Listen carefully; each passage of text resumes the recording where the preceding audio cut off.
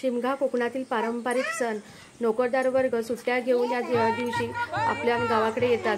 पालखी येण्याचा दिवस वेगवेगळा असतो प्रत्येक गावांमध्ये आणि पालखी साजरा करायची पद्धत पण प्रत्येक गावामध्ये वेगवेगळी असते. घरासमोर प्रत्येकजण सडा रांगोळी घालतात. जेवढा केवढा मोठा परिसर असेल तेवढ्याभर रांगोळ्या काढल्या जातात आणि घर असं सजवलं जातं. वर्षभर रिकामी असलेली गावे पालखीच्या निमित्ताने अशी भरली जातात. प्रत्येक घरामध्ये साखरमणी हा आलेला असतो. हे बघा सावी पण अशी मस्तपैकी तिला पण तयार करून ठेवले. तिचं खेळणं सुरू आणि पूर्ण घरभर अशी फिरते. जेवढी एनर्जी होती बोलते ती म्हणजे घरी येण्या जाण्यातच तिने घालवली. आणि पालखी येण्याच्या अगोदर अशी सर्व तयारी करून ठेवावी लागते कारण पालखी 10 ते 15 मिनटं बसते. त्यामुळे सर्वच तयारी मी अशी करून ठेवली होती पालखी येण्याच्या अगोदर. आणि ते तुम्हाला दिसायच्या खाली पण मी रांगोळी, जसं आपण एखाद्या देवतेची स्थापना करतो तशीच इथे पण आम्ही एका देवता आपल्या घरी येणार त्याची स्थापना झाल्याप्रमाणे करतो. खाली रांगोळी घालून त्याच्यावरती अक्षता ठेवून पालखी येते आणि मग तिथे बसवली जाते. आणि हे जे तुम्हाला ताट दिसते या ताटामध्ये मी सर्व घरातली ओटी माहेर बसणी ज्या असतात तेवढ्या सर्वांच्या ओट्या मी ह्या ताटामध्ये घेऊन ठेवलेल्या. आणि हा पालखीचा प्रवास आहे म्हणजे जो एक मार्ग असतो तो म्हणजे वर्षानुवर्ष फिक्स असतो. त्याच मार्गाने पालखी आपल्या घरी येते. तो कधीच बदलत नाही. किती जंगलातून सहसा हे जो मार्ग असतो ते जंगलातूनच असा आलेला असतो. ती एका ठराविक मार्गाने येते आणि ठराविक मार्गानेच पालखी जाते. हे बघा आता पालखी गावामध्ये आगमन झालं पालखीच्या वाडीमध्ये आणि पालखी छान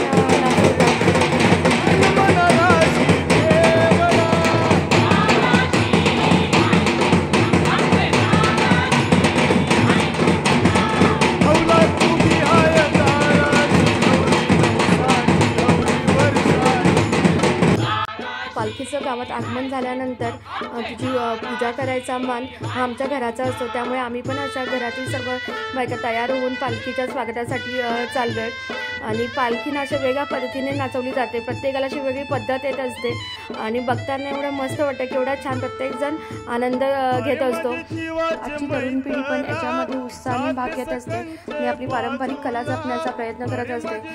पालखी नाचवताना गावातील मंडळी सर्व ते बघण्यासाठी जमलेली असतात की कशी पालखी नाचवली जाते आणि त्या ढोल ताशांचा आवाजच एकदम कानाला मधुर असा वाटत असतो. हे बघा एवढे सर्व कॅमेरे दिसत आहेत की हे क्षण आपल्या कॅमेऱ्यामध्ये टिपण्याचा प्रयत्न करतात सर्वजण की वर्षभर कधी त्या आवाज किंवा बघण्याचं वाटलं की ते आपण कॅमेरा ऑन करून तो व्हिडिओ बघू शकतो. आणि जो मी रांगोळी दरवाजाच्या बाहेर काढली होती ते ह्याच्यासाठी काढली होती, याला निशाणा म्हणतात आणि त्याची पण स्थापना होते. त्यासाठी मी रांगोळी ती दरवाजाच्या बाहेरच अंगणामध्ये काढून ठेवलेली.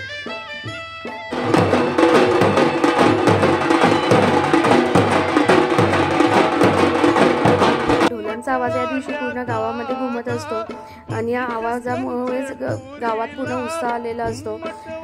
आणि पालखी अशी वेगळ्या पद्धतीने नाचवली जाते. या व्हिडिओमध्ये मी तुम्हाला पालखी कशी वेगळ्या पद्धतीने नाचवली जाते हेच दाखवले. आणि याच्या सेकंड भागामध्ये मी पालखी गावातून जाताना कशा पद्धतीने जाते हे दाखवले. नक्की तो भाग बघा तुम्ही.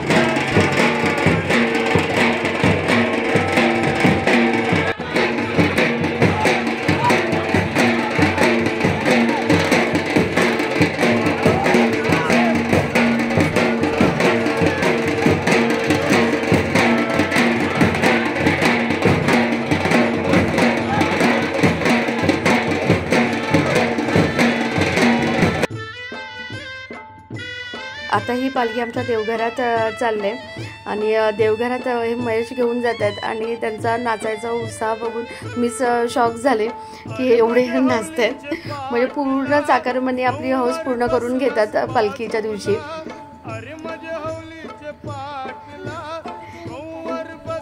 आणि इथे पण जसं मी तुम्हाला दाखवलं तसं इथे पण पालखीचे पहिले पाय धुवून मग आरती करून देवघरात घेतली. म्हणजे पूर्ण दिवसभर तशी माझी कसरतच होती यावेळेला की दोन्ही घरं, एक देवघर आणि एक आम्ही जे राहतो ते घर मॅनेज करायचं होतं. दोन्ही घरात मला सेम तशीच तयारी करायची होती. मग पहिली इथली पूजा करून आम्ही घेतली आणि नंतर मग आम्ही राहतो त्या घरी पालखी घेऊन गेलो. तिथे पण अशा पद्धतीने पूजा करून घेतली. आणि तिथे सांगणारे असे बरेच गुरुजी वगैरे होते, म्हणजे त्यांना मालकरी म्हणतात, ते होते. त्या काकांनी वगैरे सांगितली पूजा कशी करायची वगैरे. आणि ही जी ओटी, पहिली जी ओटी भरतात ती आम्ही घरातली ओटी भरतो देवीला. म्हणजे आपण नवरात्रीमध्ये जसं देवीची ओटी भरतो तशीच सेम आम्ही पण अशी ग्रामदेवतेची ओटी भरतो. आणि ह्या सर्व ओट्या ओट्या आहेत त्या आम्ही आता प्रत्येकीची एकेकीची अशी ओटी भरून घेते त्यांच्या नावाने. सदैव आपल्या कुटुंबावरती किंवा मायरोष्मीवरती देवीची कृपा, ग्रामदेवतेची कृपा राहावी यासाठी हे सर्व केलं जातं. आणि म्हणूनच सर्व वर्षातून एकदा यासाठी होळीच्या सणासाठी गावाला जातात.